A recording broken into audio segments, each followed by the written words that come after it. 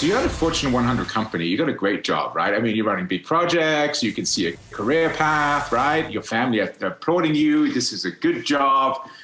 And then you get an itch. Yeah. What happened? Yeah, it was one of those things where you kind of look at what are you accomplishing at what you're doing, and is it something that is constantly feeding and fueling your excitement? And one of the wonderful things about that company that I've been at is they were very good for my growth, very supportive. I learned a lot. You get to and quite honestly, even in my time since then, to work at scales that I had at that company, where I still haven't even matched some of that in certain ways. But there's also has always been that desire to have an impact and be able to kind of test certain test ideas and really be the creator of things, right? You be the genesis point for something different happening. And when you're in a very large organization like that and younger, right? Sometimes you don't have the wisdom you have the good ideas, but you don't have the wisdom to say, how do I get people on board with this stuff? But then but also, maybe there is a little bit of wisdom in that naivete of youth. It's like, okay, well, I have to go find ways to get that wisdom. And am I going to get it at the pace that I want to get it at here? Or can I get it at a pace that I want to get at somewhere else? Yeah. Right. Because if wisdom comes from constantly being exposed to different things and gaining those experiences, can I gain those at the pace that I want to, in a large corporate structure where I am kind of shielded from mistakes. I am shielded from, doing anything too bold and failing boldly at that. So. Yeah, it sounds like you wanted to break some glass, try some things. Is that correct? I mean, right? Yeah. Right, wrong or good or bad, you were ready to. Hey, I've learned a bunch, but I want to create. I like that word you used, create. That's a powerful word. It's a lot of fun, and it's I don't know. It maybe part of it is just the weird journey I've been on, and never really wanting to stick to just one topic because life's too interesting. Yeah. It's that here I am with a very long and successful career in tech. But if you kind of look back at what I did in high school and college, I don't think anybody would have said, "Oh yeah, he's going to be a consultant or he's going to do very large data projects." It's like I thought I was going to be an English major. I ended up majoring in economics and religious studies. Like I wrote poetry in high school. Like these things that trajectory didn't seem to point to what I've had a lot of fun doing, these last two decades. But on the surface, right? But underneath it, what I'm seeing is a strand of creativity. Is that correct? You've always been a creative and you ventured into the unknown to a certain extent. Is that a fair point? It is. Yeah. It's and it's, it's this weird thing. My wife jokes that our family is like this interesting study on nature versus nurture. Because I'm the oldest of four, and like the profile, like if you look at a lot of studies, like psychological studies, the profile of the risk taker is not typically the firstborn, but I'm the oldest, right? It's typically, it's like a lot of entrepreneurs tend to be the younger one, and my brother is he is entrepreneurial. My sister, one of my sisters, is very entrepreneurial as well. But so they kind of fit that profile too. But but yeah, typically the risk taker is not the oldest, right? It's and then just to kind of further blow your mind a little bit on it, it's like my dad is a doctor and a doctor in the Army, and encouraged this open thinking, right? Like my dad was the one who told us, it's like, yeah, don't worry about what you're going to major in college because 80% of people don't use their degree anyway. Yeah, true. So just like kind of go pursue what you want. It's like, wait a minute. It's like my dad is, a career colonel and he's telling me this hippy dippy stuff. Like what's going on. Right. But that was also, I think, a lot of influence from, the way that my my mom, being more of a very artistic type, raised us as well. So you got the creativity, and I love that where your dad gave you that kind of freedom, right? Go have fun, go try some stuff, So you join the small organization, you're having fun, and then an opportunity arises. Is that correct? Yeah, the opportunity to both join, and then after being there a few years, we were reorganizing the company to prepare for a new level of growth. There was an interesting little inflection point that took, and I'd had a couple of interesting hops in careers, all of them being entrepreneurial, one role managing, building a book of business, another role managing, on a specific subject area, in the data space, then the next role, managing, whole clients and helping them, with their strategic plans and growing out the book of business inside those accounts. And then we started to reorganize everything again to prepare for bigger growth. We were growing out of this like kind of regional city-state model and then consulting to larger regions. And and my boss, who was very close with, he had an idea of where I would fit in that regional model. And so we had a conversation, and we both walked away with a different understanding from that conversation. And he kind of had a view of me a little further down here in the org, and I had a view of myself higher up in the org. And probably about a week after that conversation, he realized, like, I think Sid walked away with a different understanding of that. Right. and I did. And so he called and told me, he's like, well, I really kind of pictured you doing this. And so then the scheduled time and went into his office, like, I'm not sure why you thought I'd be happy doing that. Did that catch you off guard? It did. It caught me off guard because I think because of my very always kind of focused and entrepreneurial mindset and always wanting to go build and create, something I had, thankfully learned, but still have to tamp down at times, is that I've always got a bigger vision. When people tell me they have big plans for what I can do, well, then I'm picturing my big plans. Right. And so sometimes it's like, it's adjusting that expectation. It's like, I don't think they mean the big plans I'm thinking of, but let me be good and listen and hear what they have their plans. And then if I agree and see it as a stepping stone for something that I think will be good and will be mutually beneficial, then I'm all on board. If it's something way off base, like in this case, it was way off base, well, then we'll talk of that. And so the good thing is that kind of laid out the facts, or, a couple of things to my manager at the time to consider, and to, all of it, his credit, he came up with a new plan. But it was, I had to step in and say, this is not a plan I think that's that is going to work out, and here's why, right? Like, you have this role that I've been already executing very well, and all you're going to have me do is do the same thing here. Now we're reorganizing to go big, and if I've already been at the whole top of the stack executing over here, why would you not put me in a bigger position to go do and build and create even bigger things, right? Like, you want to amplify what's already working really well.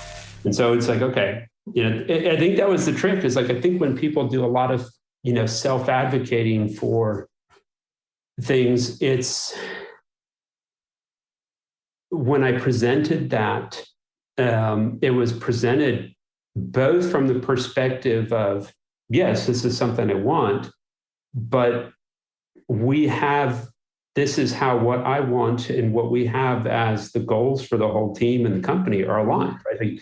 And so it was painting the picture for to him, like, on we are going through this massive change to pursue this large opportunity.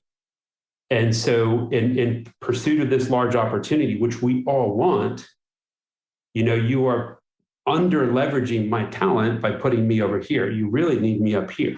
And so it's kind of making that case, and that's why I've been in the place I've been at for a while. Is like the people listen, right? Thinking back, because this sounds like it was a number of years ago. I mean, thinking back, Would you have walked? Do you think you would have walked if they had tried to pigeonhole you into that original role? Yeah, it's actually in any of that and any of the prior roles, quite frankly. Yes, that's there was the two roles prior to that one. I had come on board, to the consulting company I'm at now because they wanted to do the thing I was good at, right? Like I was really good at, probably not surprising to you, Ruben, is data. Like I love the creativity of the pursuit of questions and the pursuit of truth. It's almost no better spot to be in tech than that when you love the questions and asking and the pursuit of answers. And so, came on board because they didn't have that capability in space. They really wanted to grow it. And so the first thing was just, okay, let me showcase talent here. And then let me go help you build a business around this. And made the case for building that business and letting me go both not just on the delivery, but sales leadership and business development, and eventually built a team. So every step has been where I asked for and proved that I could do these different things in building a book of business and contributing to not only just my vision, but the vision for the company. And they gave, and in every step, yes, they gave that but supported and gave the ability to do that. But yeah, if we hadn't kind of come to terms on, if I had said, well, nope, I just need you down here, right? Yeah, that would have been of real signs like, oh, we're not listening, we're not seeing what weren't. Yes, maybe you could do something valuable, but this is what you need to do here. So to your boss's credit, it sounds like he really handled it well. First, he realized there was a misset in expectation. He took initiative. He called you into a meeting. He gave you an opportunity to present.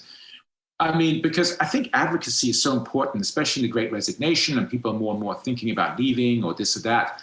Yeah. Maybe going to your organization and saying, let me at least advocate for myself. I think I'm the right person for this role. So what do you feel like your boss did well there? And what have you learned from that since? Maybe you've been on the other side of that conversation. Yeah.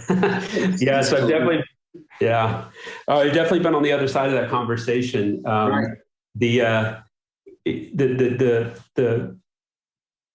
fun challenge of being as driven as I am and just enjoying kind of throwing myself into challenging problems towards challenging scenarios, because it's part of living the life examined, right?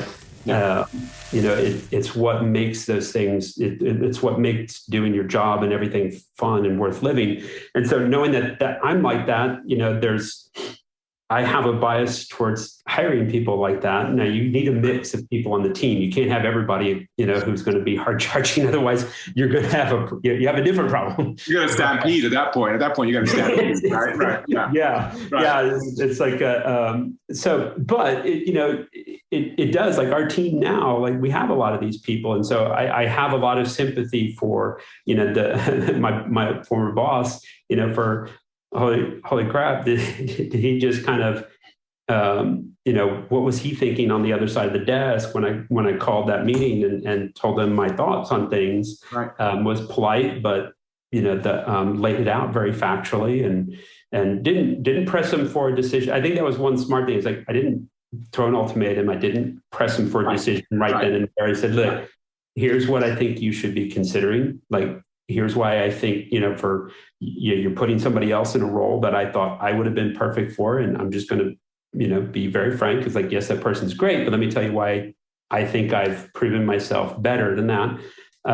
So, I see a couple of options here. We can talk about, like, the two of us both interviewed for that role versus just putting somebody in, or we can look at some other things as well. I'm very open, to that, but I do think, just laying it out, like, I think you sold me on what I can do for our team here. And so I think what he did very well there is then kept it an open dialogue and said, oh, you know what? Yeah, you're right. You're very good at these things. The facts are pretty clear and simple on this. It's like, we brainstormed it together. So it wasn't. I love it. And did that feel cathartic for you in the sense that you could actually go and express your frustration, or you could express your concern? Did that feel? Let's say the decision hadn't gone your way, but your boss had said, "Look, in 6 months we're doing this," but there was a dialogue, there was a real conversation, it was a real relationship. Yeah. Did that feel? What's what I'm looking for here, Sid? Was that as much a part of the process as the outcome? Obviously, you got a great result, but was that valuable to you as well? Just having that type of access and dialogue.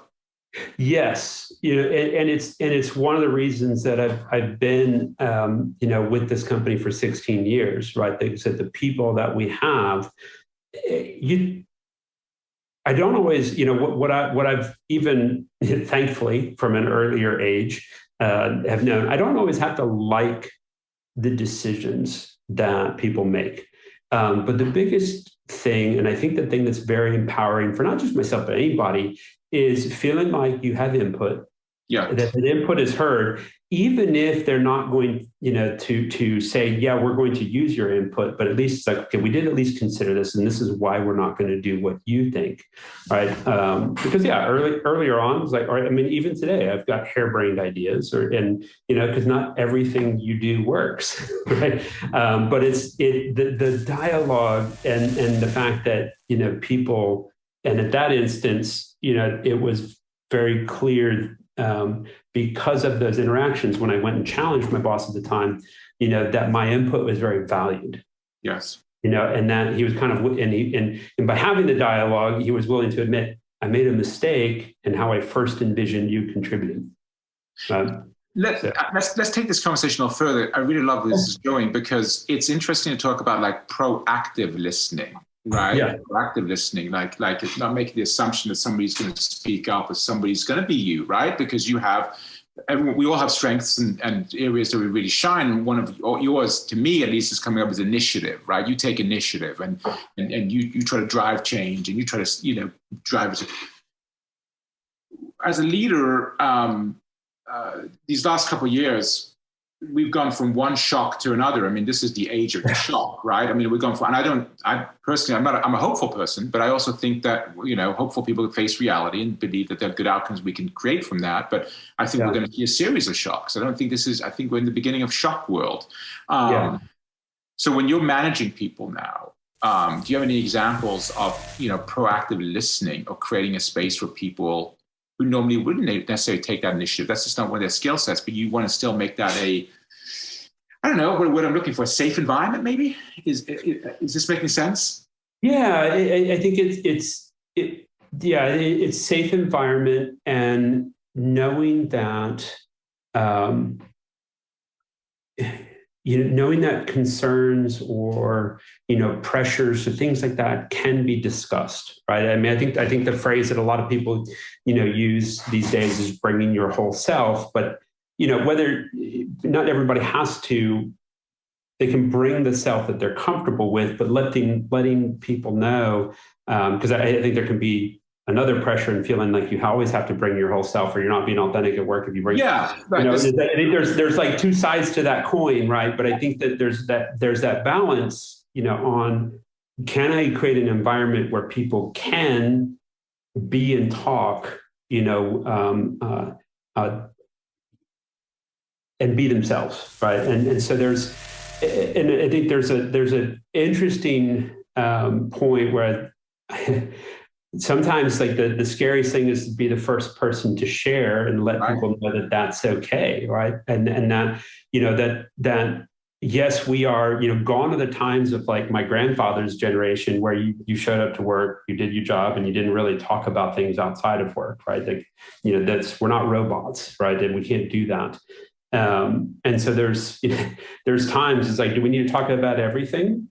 Maybe not, but oh my gosh, when there's life-changing things going on that I know are impacting, the psychosis of the entire team, we just can't ignore that. Like when things are gripping, every aspect of daily life, you can't ignore that. And so we in 2020, we were sitting there going, it's like, okay, we're adjusting now to nobody seeing each other.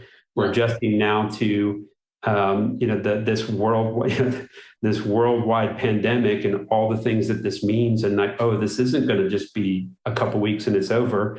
And then on top of that, add in, all the civil unrest from, racial injustices and things like that. I mean, it just kept 2020 kept piling and piling and piling. And it's, and so I noticed, that nobody was having that dialogue. Like nobody felt comfortable saying that. And so it's all right. I'm going to have to be the first to share that this makes me uncomfortable, right? Like what's going on isn't right.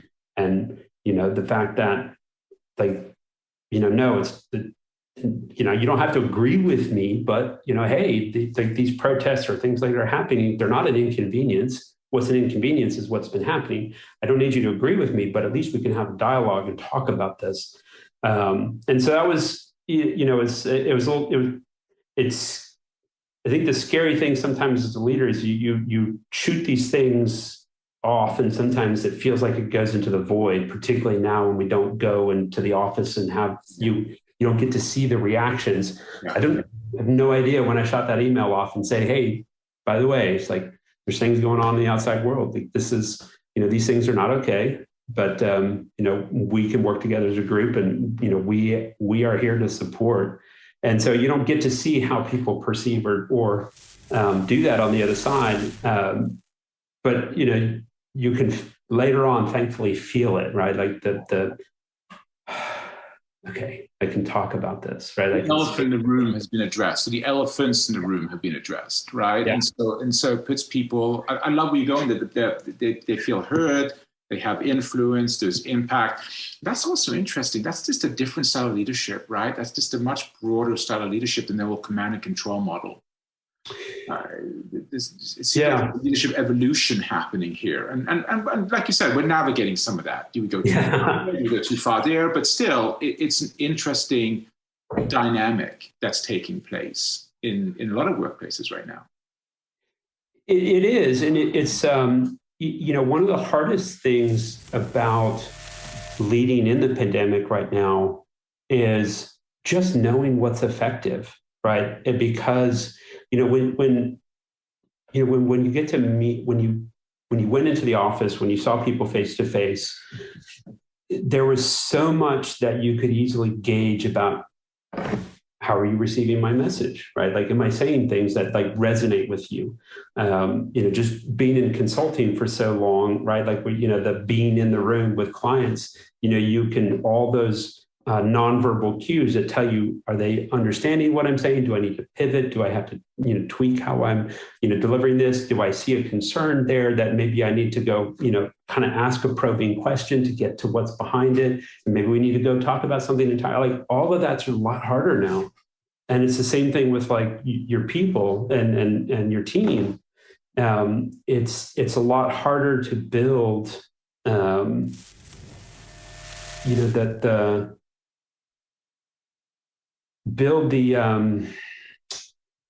both the trust, but the relationship, right? Like, I was talking with one of my peers on the sales side, and he made a point, and it was a wonderful point that he brought up. It's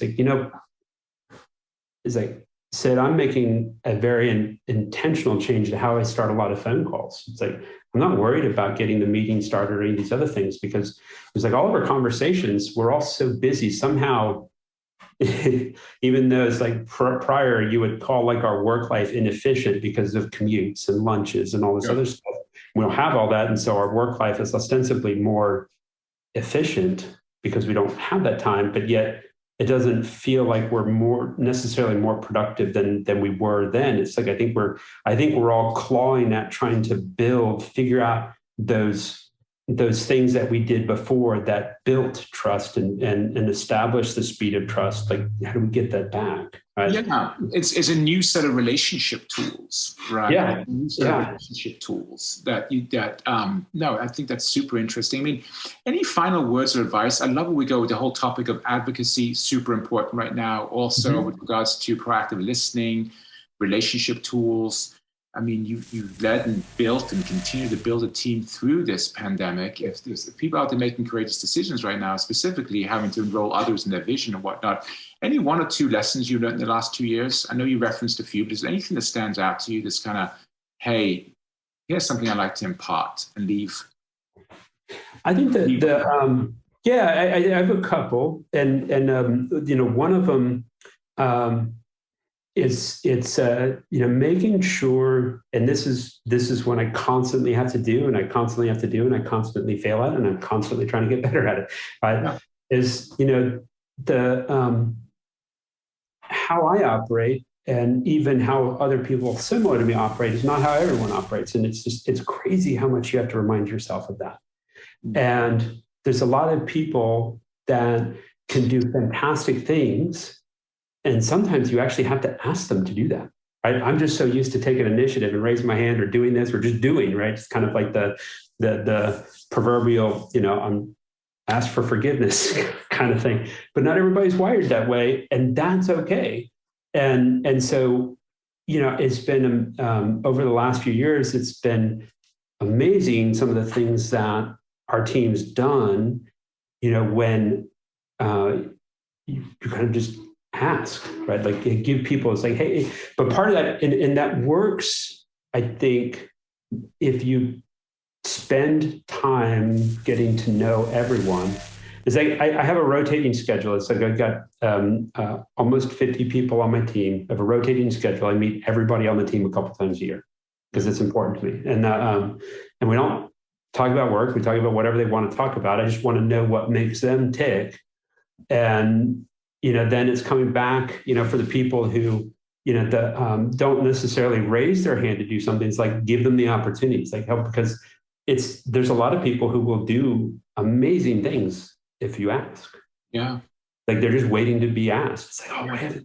It's like, I remember talking to a friend of mine years ago, we were peers at the time, and he was just like, why isn't anybody asking me to do that? It's like, well, I'm just sitting there looking at him. It's like, well, why aren't you just doing it? So we were just not understanding each other at the time. And so I remember that. And it's like, okay, yeah, he would have done some amazing things for us if somebody had asked him. Right. And so some people with supreme amounts of talent and ideas just need to be kind of given, the space and the support structure to do it.